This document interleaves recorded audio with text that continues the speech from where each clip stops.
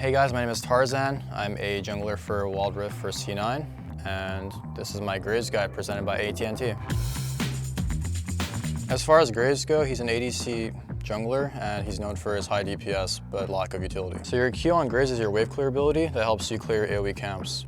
So if I'm pushing waves or want to clear my camps as fast as possible, I throw out my Q. My W is my only utility skill on Graves that is very underrated, that people don't really respect.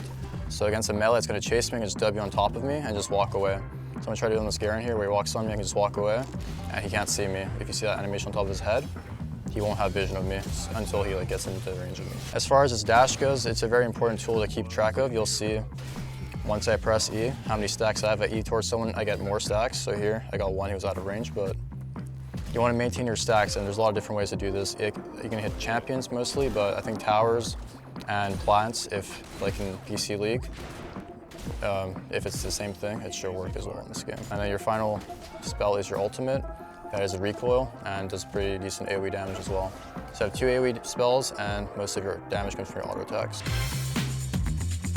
As far as your keystone goes, the most probable option for you is Conquer. You can go Fleet Footwork as well, and phase rush against most mobility champions or range champs. For your first row, I usually take Brutal. You can take scaling stuff as well, but I think Brutal's the best, most consistency. For your second row, it's either Adaptive Carapace or Hunter Titan, depends if they have CC or not, or true damage champions. And for your final row, just Mastermind's your best option, because CDR isn't good on Graves. So for your item build, I typically just go BT as my first item. After that, you want to get your tier 2 boots, mostly just Tabi or Merc Treads. After that, you can go either for Quick Blade or a PD. Depends on what you need more. Phantom Dancer for more survivability, whereas Quick Blade gives you more DPS, but less attack speed. And after that, it just depends on what you want to do more of. Do they have a lot of healing sources? Then you can go Mortal Reminder. If not, you can go for an IE. And for your tier 3 boots, doesn't really matter. TP is good, Zhonya's is good, even QSS against heavy CC comps, but for the most part, this is your best setup for Graves. So typically on Graves, you want to just go for your red buff first. Blue buff isn't really recommended to do in this current meta because it has too much armor, whereas red buff has little to no armor, so your auto attacks do a lot more damage. And after red buff, I typically go for like a Krug route, and then depends if I can level 2 gank or invade their blue buff. If not, I'll just clear my entire red side and look for a mid play, or just go for one of the crabs. In general, if you're playing Graves, you don't really want to look for these ganks, you just want to look to get camp advantages because you're a heavy scaling, farmer, and your skirmishing isn't that great. You do dragons and neutrals pretty fast, but for the most part, you don't really want to look for skirmishes unless you're looking to break down towers or just get like early kills for free, or trade flashes if anything.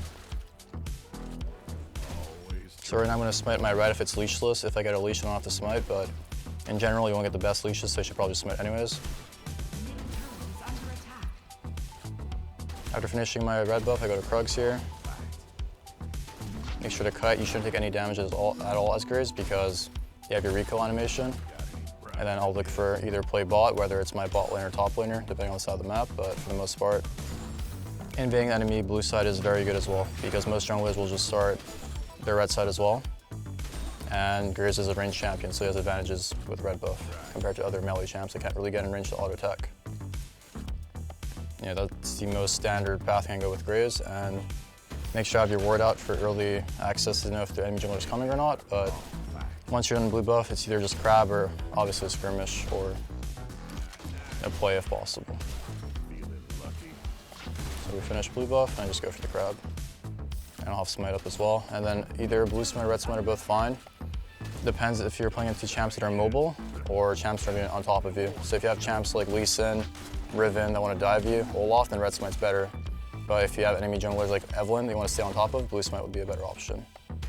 So I haven't spent my gold here, but I see Garen overextending mid. I'm level 6, obviously, I don't have gold spent, but usually what I want to play it out is E ASAP, so I can get my extra armor in if I'm fighting, and then just W behind him. And just blue smite, chase, DPS him down. I always have 0 gold spent, so I do 0 damage, but you might have to use your flash sometimes to get kills because the early damage is pretty low, and you have 2 items, like I said.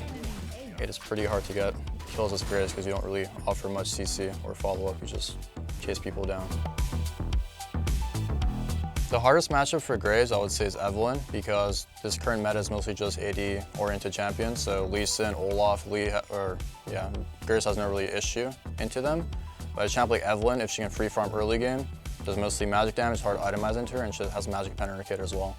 so it's really hard to play into Evelyn if she gets a free early game. As far as champions for lanes go, you can see Ziggs and Orion out pressure him from their range, and he can't really get into the back line or access the middle lane of the enemy team. So Orion and Ziggs, champs that have like long range on him and can poke him and kite him out, are issues for Graves. As far as dealing with champions like Ziggs and Orion, like I said, you can go for either fleet footwork or phase rush, or you can either look for a flank, because it's really hard to fight them face on if you're walking into them. You have to go from someone engaging on top of them, or you just getting on behind them from the fight start. If you're playing Graves in the mid to late game, if you can get your armor stacks early from either starting a Dragon or a Baron, you can play very aggressively. It really comes down to how many stacks you have on your grid, and really what champs you're playing into. If you're playing against a full melee team, then I'll have no issues just walking at them, because I can just use my spells and create space and do damage by healing. So if they don't have ranged champions, it's not really hard at all to start a fight. If they do, then you have to wait for your teammates to engage for you and just follow up and hope for the best, really. So if you're an ADC main with good mechanics, then picking up Graves wouldn't be hard at all. You just have to understand early pathing, what to build, and basically how to fight, because you're a more tanky ADC that can do more damage, but you're shorter range and in people's faces with your shotgun barrel gun.